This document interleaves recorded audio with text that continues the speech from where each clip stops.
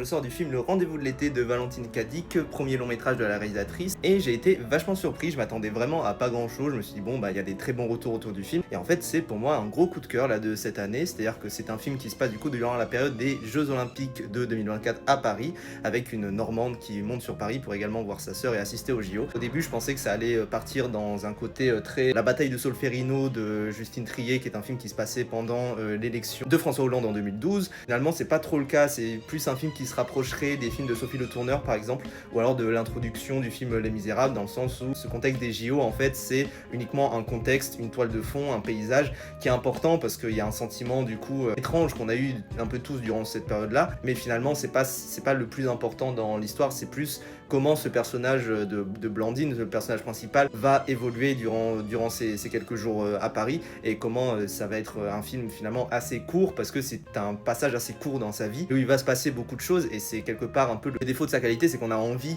de rester encore plus longtemps avec ce personnage là, mais forcément ce rendez-vous doit s'arrêter à un moment. J'adore vraiment ce personnage principal qui est très passif en fait dans ses réactions, qui se laisse en fait guider souvent par les choses et qui se fait embrigader dans des histoires avec des personnes, tout ça, et c'est vraiment un super personnage, super bien écrit, super bien interprété. Donc c'est vraiment un film que moi personnellement je vous conseille énormément parce que je trouve qu'il est assez solaire et qu'il a résumé beaucoup de choses sur cette période-là très très étrange des Jeux Olympiques à Paris. C'est encore assez récent dans la tête des gens, donc je pense que c'est d'autant mieux en fait que ce film-là sorte maintenant. Et c'est vraiment un film que je vous conseille.